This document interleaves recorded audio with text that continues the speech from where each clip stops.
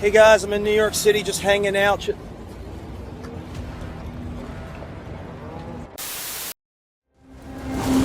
Sieging a settlement should not be an easy undertaking. Total War Warhammer 3 has reworked how sieges work. With new ways of attacking as well as defending, every inch taken will cost dearly. Settlement maps are now larger, and we've introduced more variety of maps than in previous games. With the fall of the Turtle Gate, Miao Ying moves her army from the Snake Gate to Wei Jin in an attempt to bolster the city's defenses and drive Siege out of Cathay. Wei Jin, capital of the Celestial Dragon Empire, is a three-walled fortress and a testament to Cathay's architectural brilliance. When defending, walls are the first defense against an attacking army, but by no means the last. We now have the option to turn the streets into a bloody maze. Using supplies, we can build towers, barricades, and traps. Prepare and plan your defense, but never rest easy. The first object for any attacker to overcome is the wall-mounted towers. Unfortunately for our Siege invaders, towers now have wider capture areas, so defenders don't need to be as close for them to be active. This means we can spread our docked units across a larger area and pepper the invaders with arrows, bullets, and artillery on their approach. The might of Grand Cathay isn't enough to keep Siege from breaching the walls. The walls will soon fall. It's time to fall back to our secondary positions within the city. Our defense now lies with our barricades, traps, and towers. We'll need a new currency introduced in Warhammer 3, supplies. We'll start the defense with a base number of supplies and can gain more during combat by holding locations around the settlement. Minor supply, key building, and victory points. These key points have pre-designated build locations for construction. Once a barricade or tower is constructed, it can be dismantled for a refund of supplies and rebuilt elsewhere. But keep in mind, construction and dismantling is a lengthy process. Barricades and towers are destroyed if their health reaches 0, or if the supply, building, or victory point they're attached to is taken by the attackers. If this occurs, your supplies are not refunded. It's worth noting that whilst attackers can capture points, they cannot build barricades or towers.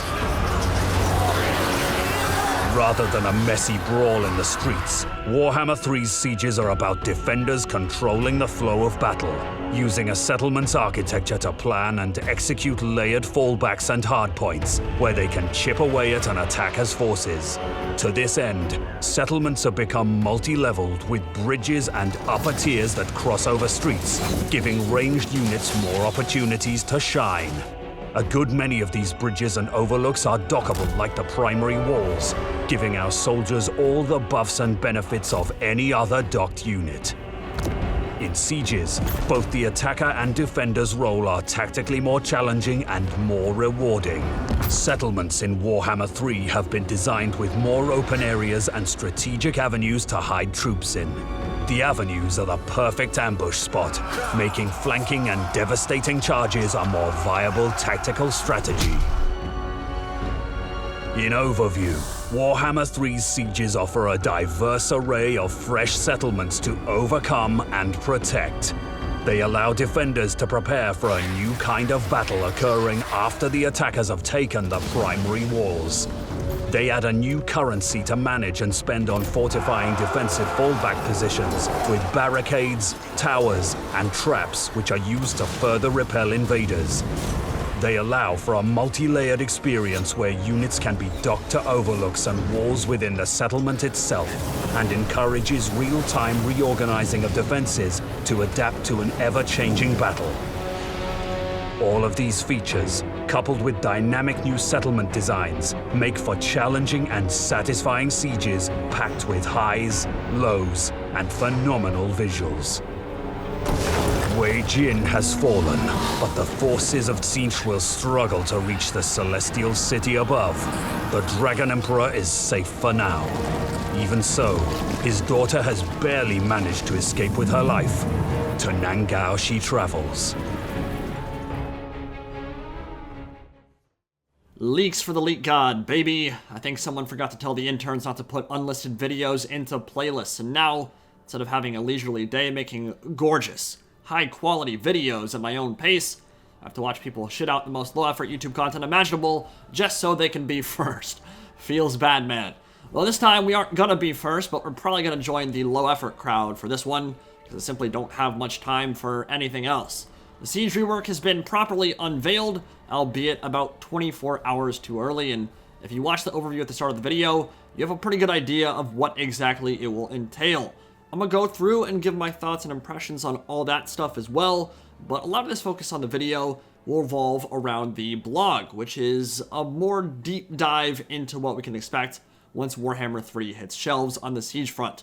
I'll say it right now, I don't feel like the Siege Overhaul is groundbreaking, earth-shattering stuff, but it does appear to be hitting some of the major notes and addressing some of the most common complaints over the last 5 years, so from that standpoint, it's kind of hard to be disappointed. The best word I can use right now is solid. All this seems solid. I think it'll be a good improvement to the game, but it doesn't make me jizz in my pants. It's probably the best way I can put it. There's a lot to like here, and maybe some areas that could use some more fleshing out and improving going forward, areas that perhaps are being touched up in the final game, but weren't covered in the video or blog post. Some of the major areas of emphasis for me are that siege layouts and variety between factions are significantly improved, and are being tailored to meet each faction's specific playstyles and visual flair.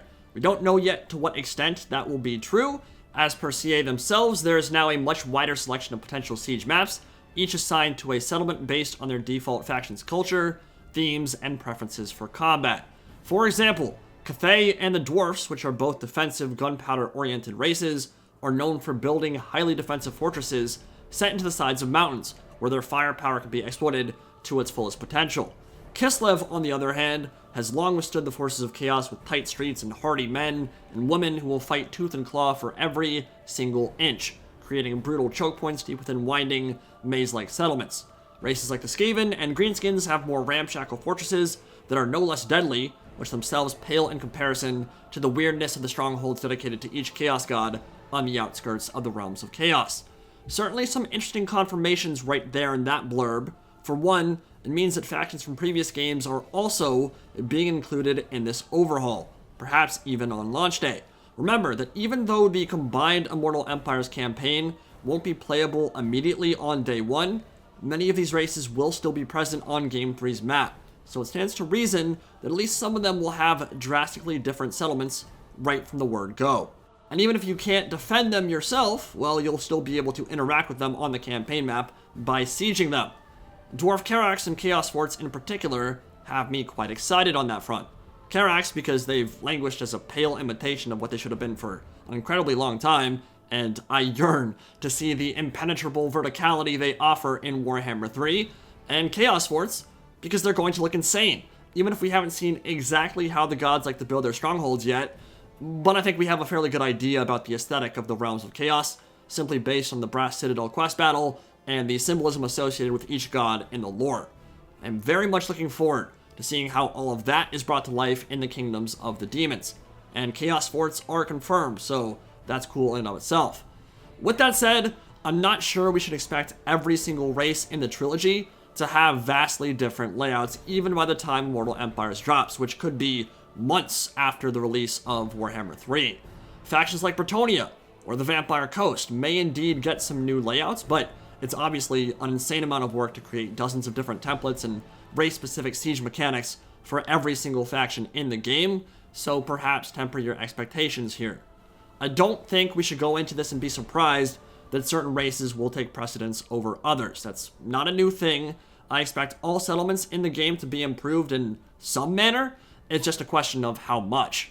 Now, the other elements that immediately jumped off the page at me from the video were elevation and room to maneuver, both of which look to be vastly improved over Game 1 and Game 2, and were in fact two major points of emphasis I made in my own Siege Rework video a couple weeks back.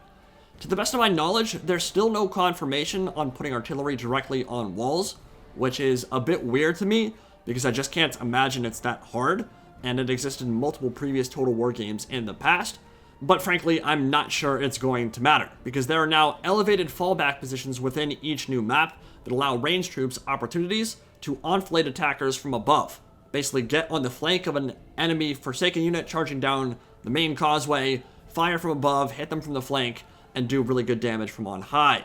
And direct fire artillery will also be able to gain line of sight on the attackers over the front walls and shoot over them, which is huge. I mean, it's always kind of felt awful to defend a Dwarf Karak with, I don't know, 4 or 5 artillery pieces that simply can't shoot because they can't see anything. They don't have line of sight. And the playing spaces themselves, which perhaps won't still be as open as I would like, still seem quite conducive to cavalry maneuvers, at least on some of the maps, and have created many more angles for ranged troops and artillery to function, which is awesome. That really seems to be where CA is putting a lot of emphasis, making sure your ranged troops have somewhere to fall back to and fire on attackers from above. That elevation difference has been by far one of the biggest issues with Siege gameplay in Game 1 and Game 2, and they're really hitting that point hard here. Choke points are, of course, an important component of any Siege gameplay, but if they're the only thing present on the map, as was the case in Warhammer 1, then a lot of troop choices are simply inefficient or downright useless. So creating areas where other unit types can shine will only benefit the game mode as a whole. Not to mention it's not a single flat wall at the front anymore, they're more like 270-degree sieges, where you can attack from the east and the west and the south or north, depending on which side you're attacking from. Won't be 360, it doesn't look like for the main walled settlement battles, but for minor settlements, it will be, at least in some of the maps.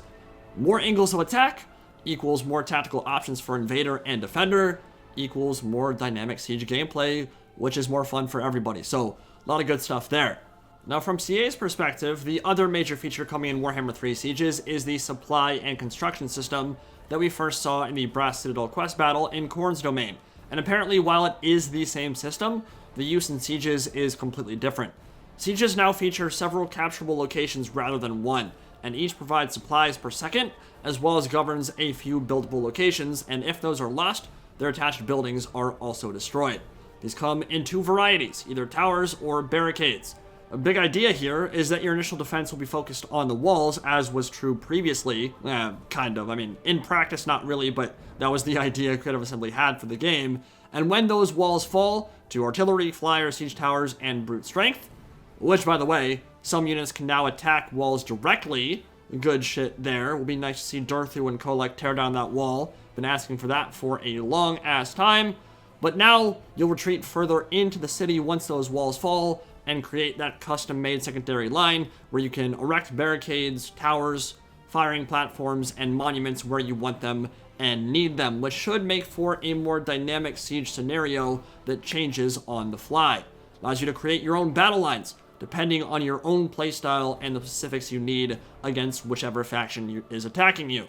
Each settlement will have a stockpile of supplies for you to begin the battle with. In campaign, that will be determined by a variety of factors, buildings and level of settlement being the most notable, as well as scaling into the late game for the more major full stack encounters that occur at that stage. So if you're a tier 5 settlement, you'll have much more ready access to supplies as the invasion force makes their way through your city. And these will allow you to construct important towers and barricades to begin with, and then garrison those with troops to allow fighting over all these tactical choke points. Now, as your opponent pushes in, you need to make a bunch of decisions about which supply points and districts you want to control and which ones you feel are worth defending. Attackers cannot construct buildings or use supplies in any way, shape, or form, nor do these supply locations provide victory points. But denying them does allow the attacker to prevent that defender from creating more powerful garrisons as they move further back, so they still have something to think about as they move through the city. And of course, dismantling these defenses, moving to each new location for new fights, securing different parts of the city, will grant tactical advantages as you move through as well. On top of all that, there are also 2 special capture points, 1 key building and 1 victory location. The key building is usually closer to the center of the settlement, and it provides a defensive buff if it's under the control of the besieged. Previously, they had defensive bonuses that weren't always clear, so they're cleaning that up and making it clear there is a singular benefit for holding that building. The final capture point is also there, and it's usually the furthest thing from the gate, all the way at the back of the map, and it will mark that point where if you take it, you get victory points, and if you gather enough of those, you just straight up win, even if you haven't wiped out the defenders wholesale. Apparently, there are also some AI improvements on the way as well. I'm not going to bother talking about them here because talking about AI is, I mean, honestly, I think it's 100% meaningless. The only way to verify any claims about them is to actually play the game. So peruse that at your own leisure. For me, it doesn't mean anything until I've seen it in action firsthand. Ass ladders are back in the game, which is perhaps not surprising, but maybe a little bit disappointing. It's hilarious to watch. Pink horrors Humpty Dumpty their way up the celestial city of Wei Jin, but to see demons from the ether pull ladders out of their buttholes and scale them is a bit weird. About as weird as watching banshees do the same damn thing.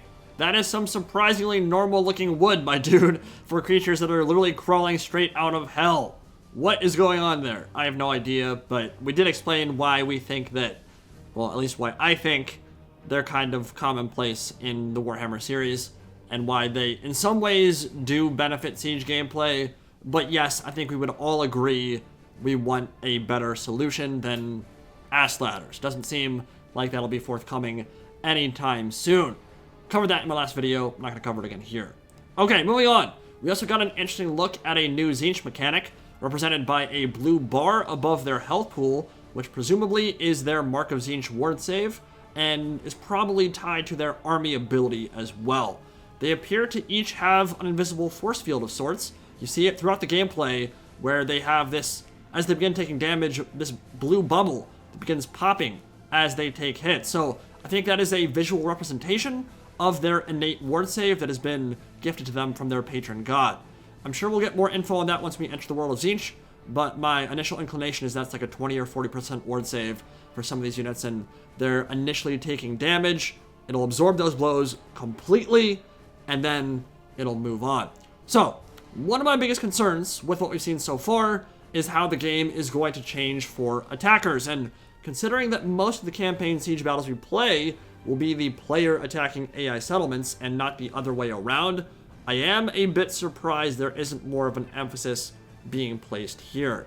I mean, all these new features for defenders are great, but I'd say 90 to 95% of all Siege gameplay in the Warhammer series is played as the attacker. So if we can't use the supply system in any way, create barricades or towers or retreat further inside the settlement, then all of this will feel a bit underwhelming, right? Because we can't use it when we're invading AI territory, which is like most of the game.